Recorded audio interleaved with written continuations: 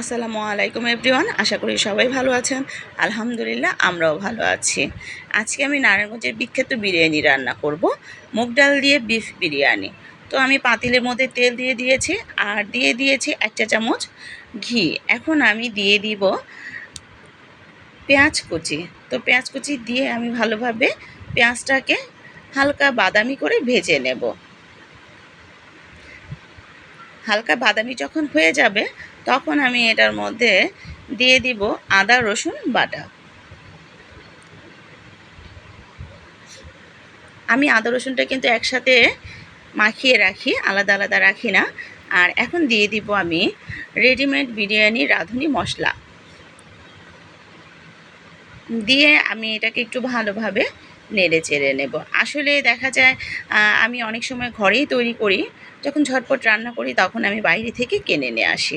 তো বাইরের থেকে আমার মনে হয় ঘরেরটাই বেস্ট হয় মশলাটা দিয়ে রান্না করলে।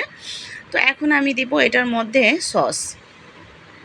বিরিয়ানি রান্না করলে বাবুর্চির মতো ফলো করলে আমাদের কিন্তু সসটা অবশ্যই দেওয়া লাগবে। তো সসটা আমি ভালো করে দিতে পারছিলাম না, হাতে যেহেতু মোবাইল ছিল। আমি এখন অফ ক্যামেরায় সসটা দিয়ে দেব।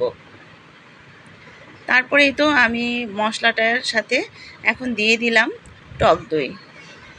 টক দই দিয়ে আমি এটাকে ভালোভাবে একটু নেড়ে চেড়ে নেব।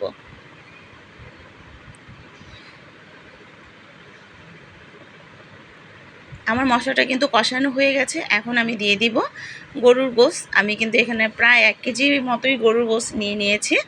নিয়ে এটাকে আমি একটু ভালোভাবে নেড়ে চেড়ে নেব।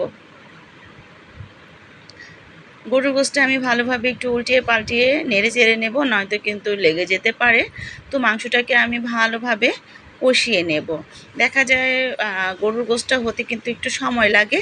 তো সেটার জন্য আমরা ভালোভাবে কষিয়ে নিয়ে এখন আমি এটার মধ্যে দিয়ে দিব পরিমাণ মতো একটু পানি, মাংসটা সেদ্ধ যাতে হয়ে যায় এরকম। তো মাংসটাকে আমি একটু ভালোভাবে নেড়ে চেড়ে দিলাম। এখন আমি দিয়ে দিব গুঁড়ো দুধ। আমি যদি বাবুর্চির রান্না ফলো করি তাহলে কিন্তু আমার অবশ্যই গুঁড়ো দুধটা দিয়ে দিতে হবে। তো এখন আমি গুঁড়ো দুধ দিয়ে দিলাম, দিয়ে আমি এটাকে ভালোভাবে একটু নেড়ে চেড়ে নেব। ভালোভাবে নেড়ে চেড়ে একভাবে যাতে দুধটা একবারে মিশে যায় এভাবে আমি নেড়ে চেড়ে নেব।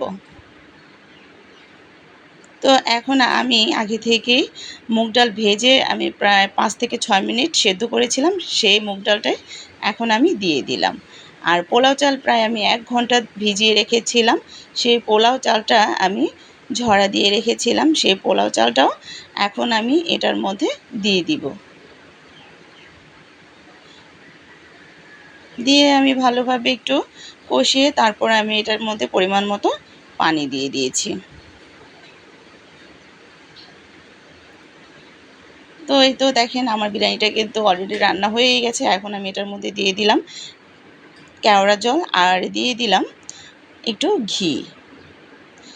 বিয়েবাড়ির সাথে যদি আপনারা বিরিয়ানিটা রান্না করতে চান অবশ্যই কিন্তু কেওড়া জলটা দিয়ে দিবেন, আর ঘি কিন্তু অবশ্যই দিতে হবে। তো এই তো আমার রান্নাটা কিন্তু হয়ে গেছে। আমার রান্নাটি ভালো লাগলে অবশ্যই একটা লাইক কমেন্ট শেয়ার করে দেবেন। আল্লাহ হাফেজ।